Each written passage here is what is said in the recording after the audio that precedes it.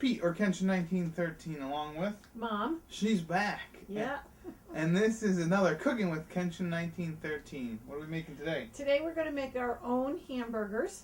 So we're going to use our own ground chopped meat, and then we're going to add our different ingredients to it and make a great burger on the grill. Yeah, and if you want to own your own Cooking with Kenshin1913 apron, send me a private message and we can help you get one for yourself or a loved one or whoever. Okay, let's start cooking.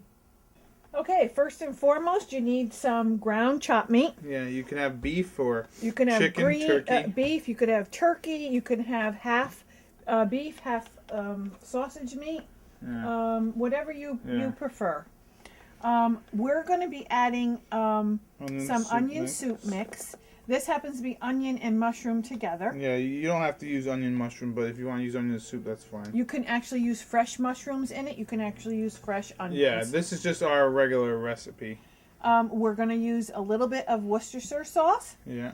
Salt? Salt and pepper for actually the outside of the burger. Yeah, just to taste. We have some cheddar cheese. Yeah. We're going to cut in little blocks. So some of the burgers are going to have a little surprise in the middle, and we're going to put a piece of cheese. Or you could just put your cheese on the top of your burger. Like you can use your regular American cheese. You could use provolone. You can use any kind of cheese that you Swiss. You can use any kind of cheese that you prefer. Mm-hmm. I happen to have a little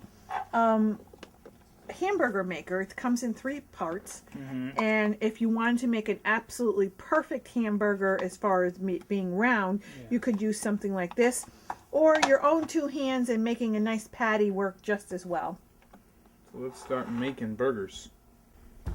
Okay, so I have about 2.5 pounds of chopped meat here. No, you don't need to use all of this. Are we? I don't even know. We're going to use it. Might as well. We'll have leftovers. Yeah, I could use something to bring for lunch tomorrow. Anyways, yeah, so you got your chopped meat. You can, like we said, you can use chicken, turkey, pork, sausage, veal, whatever. You're going to take your lamb patties are delicious. Lamb, sure. I've hadn't had them in a while, but they're delicious. So what my mom's doing is she's just opening a package of onion soup mix. Now you could... And this one happens to have the mushrooms in it as well. As I mentioned, you can chop up finely some mushrooms of your own, onions. People like peppers in it, so you can whatever your desire is, you can put in. Yeah. And so we're breaking the chopped meat up. And so it's easier to work with. Yeah, so well, you don't want to break it all up here. Usually I don't. What I like to do, my method is, I use my hands like if you ever seen a beater, like one of those beaters that you use to mix cake mixes and stuff or whatever. I usually do that. I just put it in there and I use my hands and I just turn one way with my hand, and then the other hand I'm turning the other way, and that seems to be a pretty fairly good method in order to make sure all the seasonings and whatnots are in there. Okay, I'm gonna go wash my hands for a minute because I need to handle that jar. Alright, we just found out I'm not confident and I'm weak for a man, but we're gonna use Worcestershire sauce, and I would say probably a tablespoon, maybe a tablespoon, a little bit more, yeah. Tablespoon and a half, maybe 2 tablespoons of Worcestershire sauce. Now, what I like to do is, as my mom's doing it, you know, she's using her method, and I explain how I do mine. But also, I like to add a little salt and pepper right here too, just to give the beef some more flavor. Now, I know a lot of people don't really like to add extra salt because there's salt in all different kinds of whole other different things, like probably the mushroom, well, the onion soup mix and cheese or whatever. But you know, just a tad isn't really gonna kill you. Well, we're gonna well, I mean, it might add a little pepper. Yeah. So there you go. Because we're gonna add the salt to the outside. So we're gonna add the pepper here. Some fresh ground pepper. Yeah. Thank you, Pepper Mom. You're welcome. That's the perfect amount of pepper. You're welcome. Anyways, what was I going to mention? A couple things you should know about making your own burgers. Especially if you're going to do them on the grill or anywhere, really. One of the things you need to know, and don't worry about that noise, that's the, we're making french fries along with this, but anyways, you want to make the burger about a little bit bigger. Like, we don't really have a comparison to show you, but you want to make the burger a little bigger than the roll because you're going to have to account for shrinkage. Right. So you're gonna kind of make a nice, the size of maybe, what would that be, of like a baseball, probably. Yeah, maybe a little bit smaller than a baseball. And one thing you don't want to do with your meat here is you don't want to mush it too much. Because when you start packing it really tight in together, that's when you're going to, you're not going to give the meat some space to, cook and then let the juices out and everything. And one tip that we learned, because we enjoy watching cooking shows ourselves. Yeah. I think that's enough there. Is that you put a dent in the middle, and that helps with shrinkage as well. Yeah, that's pretty cool. That is pretty cool. So let's make two of these. I bet these are like a half pound to quarter of a pound of meat. Anyways, let's do two of these, and then we'll show how to do if you wanted to get a little fancy schmancy with your hamburgers and add cheese in the middle. We can show you how to do that. Yeah, you can put mozzarella in it, so you'll get a nice stringy hamburger. So actually, you know what? Let's do one more, and we'll show how to do it in that little device you got there. Okay. So yeah, you don't want to press down too much on your meat. Okay, see? And it's not perfect, and then that's why these are awesome. Thumb. Yeah, let's do one in here, right? And then I'm gonna do our one with the cheese in here. Yeah, so we happen to be using some cheddar. Yeah, so what you want to do is you want to watch yourself there, man. So what you want to do is you want to get some cheddar cheese. You could probably use shredded cheddar, and you could just put like a little bit, sprinkle a little bit on the top there. But we're gonna use the block and just cut it. And then you probably want to cut that in half, or cut it in little chunks, yeah. Because what you want to do for this now is you're gonna make a patty about half the size, right? Right. And then you're gonna put the cheese in the middle. Remember how big our original ball was, right? So that's about half of it. I'm gonna take that. And you can buy these. This happened to be from years ago, Tupperware, but I've seen patty makers. Yeah. Let's see that. So that's not too bad. You kind of want to make sure to get it going all on the whole side. And again, try not to smush this all down. But now what you want to do is you take your cheese. Put that in the middle. You put the piece in the middle. Then you take some more meat. You kind of form it a little bit and then throw it in your patty thing. Now again, if you don't have a patty thing, you just got to make sure to pinch the sides of the meat when you push it down, or when you do it.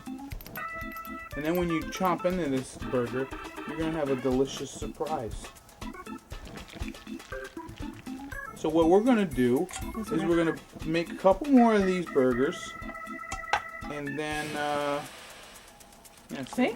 Look at that. Now you'll probably want to pinch the edges just to make sure that the cheese doesn't fall. Yeah, when you're cooking it, the cheese don't come out. But yeah, what we'll do is we'll finish making the burgers, and then we'll meet you at the grill. Okay, we're back, and we're outside on the grill, as you can see. And if this is the first time you're using the grill this season, make sure to clean it off. I already did that. Alright, now what we need is a spatula and the burgers. What we did was we just put a little bit of salt and pepper on them, on the top, on each side. Anyways, just turn on your grill, let it preheat, and look at that. Isn't that a beaut? As I like to say, flame on. Now we just gotta let the temperature get to about 400 degrees. I like to start, as you can see, it's gonna climb fairly quickly. Now with burgers this size, you're probably gonna want to, what is it? With burgers this size, you're probably gonna want to cook them a little bit longer. It really depends on the how much you like the burger, like well done or medium rare. I personally prefer a little red on the inside, just because it's it's juicier that way. Anyways, yeah, I'll just let this preheat, and then we'll be back to throw the burgers on the grill. All right, we've preheated our grill. I said 400, but I'm gonna do 350. So what I like to do is start from the back, obviously, and just throw them on there. Make sure to be careful that you don't burn your fingies as you put them on. And yeah, I love the grill. This is like my favorite time of year now, because you can grill outside, and just awesome, because now what you want to do is you might be able to hear the sizzle. I don't know if you can hear the sizzle, but you're just going to kind of leave these on the grill for, I'd say, about 8 minutes aside, maybe. No, about 5 minutes aside, and then you flip them. And the beautiful thing about it is you really don't have to watch them, because now you just close it and let the grill do its magic. So we'll be back in about 5. Well, actually, you know what?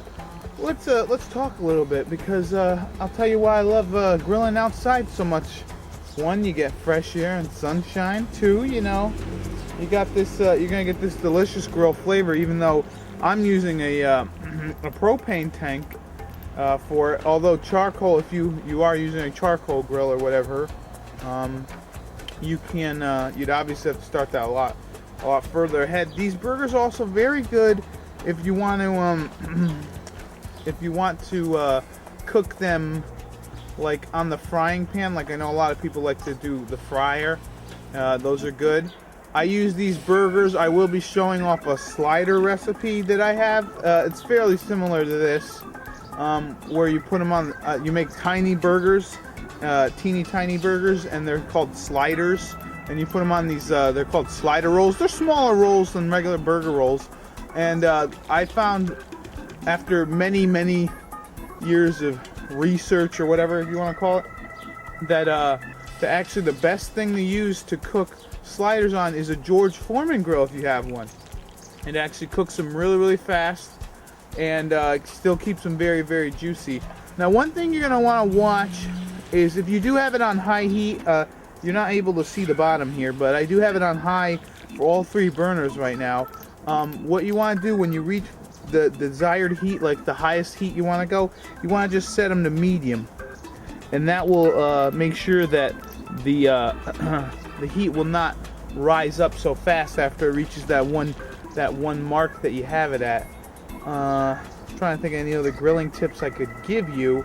Always make sure to clean the grill right after you cook.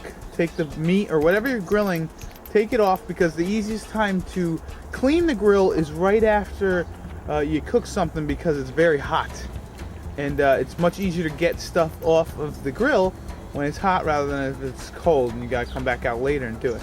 So yeah, it's easier to do it right after you're done cooking. Now, my dad's been using it a couple times, so he doesn't really clean it afterwards. So another great tip that you could do is you could put tin foil on the bottom. If you're cooking something that does get kind of messy, you could definitely do that. So what I'm going to do is, yeah, if it starts to get a little over the heat that you want, like I said, mine was going to be 400, even though I started at 350. You're going to want to open the grill. Just take a look at your delicious meat that's cooking, and give it a moment, and then close it again. That's kind of what I do. And it gives you an opportunity to check and see how everything's cooking. Now, like I said, these shouldn't take too long, about maybe 5 minutes on each side. If they're thicker and you want it a little more well done, you're going to want to keep it on a little longer. So I'll be back when we need to flip these suckers, which should be in a few minutes. Alright, we are back, and as you can see, the burgers are getting pretty good. I don't know if you can see this as well, But maybe I can scooch this in a little bit. One thing you want to look for is that the meat is starting to cook a little bit on the top side. That's when you know you can kind of flip it. And also, if you're going like that, right, if you get your spatula underneath and you can't get any give, it means it's not ready to flip. Okay? The meat will tell you when it wants to be flipped. Like right now. Whoop. Ready? Flip. There we go. Yeah, if you're having trouble getting your spatula underneath and it won't flip and you can't get underneath it easily enough, it means it's not ready to be flipped. I learned that from the Food Network. Because the meat will tell you when it's ready to get flipped. See? These are not, this one's ready. If you're having a lot of trouble trying to flip it, that means it's not cooked or it's not ready to be flipped. Whee! So that one's not ready. Let's look at that. No, it's not ready. Not ready. So keep track of what's going on with your burgers. There's one thing. Now this is where it'll get a little more tricky because now you gotta keep track of that, but you didn't flip these yet. So you gotta be very careful. Also be very careful anyways because it's fire. But those two in the back there, they don't have any cheese on it, so we will put some cheese at the end, and I'll show you how to do that. Obviously, it's not that hard. But yeah. So we'll let these two, because they're a little thicker, we'll let those two cook a little longer, and then we'll flip them. But yeah, I learned that from the Food Network. You let the meat cook, and the meat will tell you when it's ready to be flipped. Because if it's harder to, get underneath it, it means that it's not cooked. It's not ready, or it's not cooked enough to where it's not sticking on the grill anymore. All right, these burgers are ready to be flipped. See, much easier to get that one there. And that one probably could have stayed on a bit longer, but that's all right. We'll flip it. Anyways, generally with a grill, the things that are thicker or that you want to cook longer, you would usually put them in the back, because that's usually where or right here in front of where the bars are, because that's usually where all the heat goes. And what else? That's really all I can think of. Yeah, look at these nice grill marks we're getting on here. This is going to be delicious. And you got this flame coming up. Now, once again, you definitely want to be very careful when you're cooking on the grill that you don't burn yourself or lose any arm hair like I did one time. It was not cool. What happening was, let me close this. What happening was, I was cooking on the grill, and the propane tank was done, so I shut off the things, or at least I thought I shut them off all the way. I put a new propane tank in, I hit the switch to make it go, and boom! It lit some of my arm hair, well, not off, but it singed some of my arm hair. So you definitely want to be very careful when using the grill. But the grill is really an amazing piece of equipment for cooking, because I mean, it's friggin' awesome. If I lived in an area, which I don't, if I lived in an area that you can cook all year round on the grill, like California and whatnot, I would probably be cooking all the time on the grill, because it's just awesome. Sure, I'd probably spend a ton of money in propane, but it'd be well worth it, because grilling is amazing. And if you guys are enjoying these episodes, I plan on a few more grilling episodes. I know you guys wanted them when I made the ham steaks one, but winter was coming, and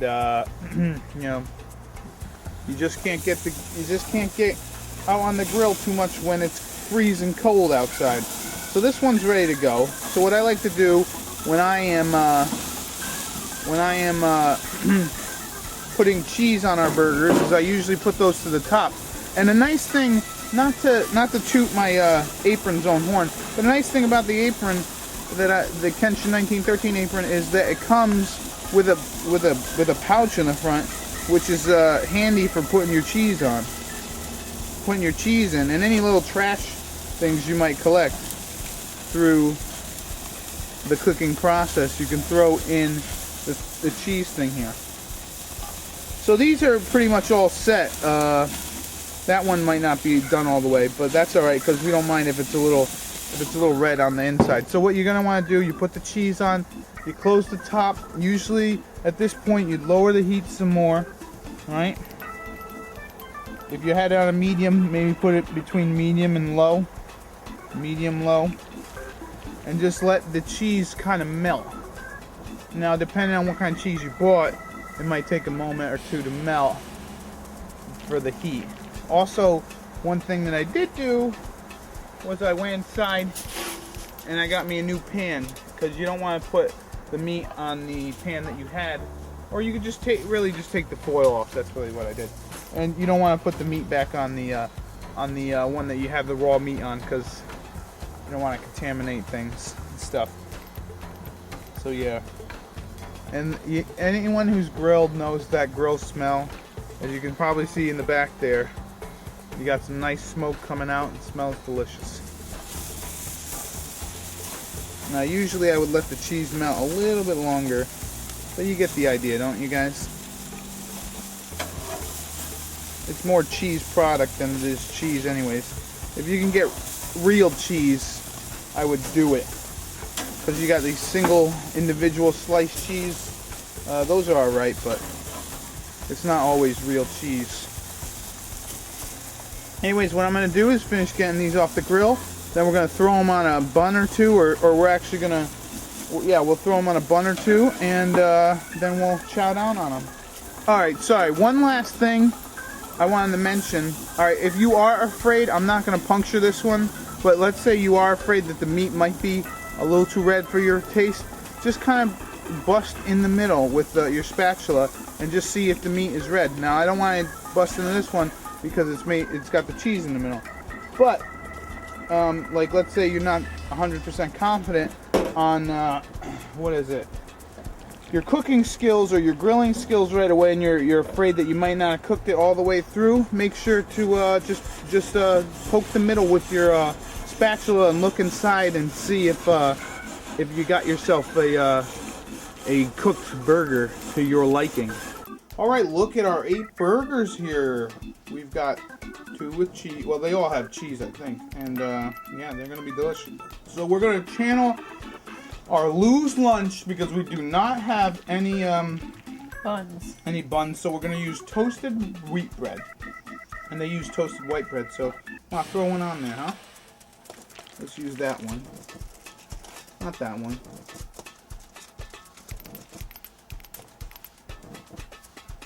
Alright, so look at that. Now if you want, you can throw lettuce and tomato. Or put ketchup or mustard or whatever. Or onion or whatever. Pickles. But I'm a simple guy. I usually just eat the burger as is. So Mom, put the top on and let's cut it in half and show the inside.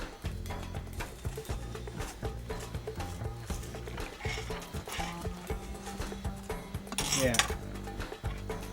Let's get a look at that lovely burger, just the way I like it.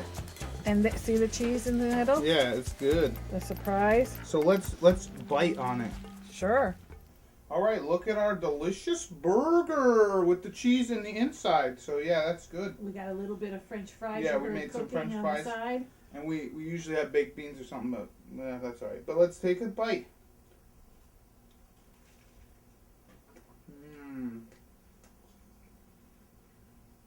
Onion soup mix really helps flavor up the beef.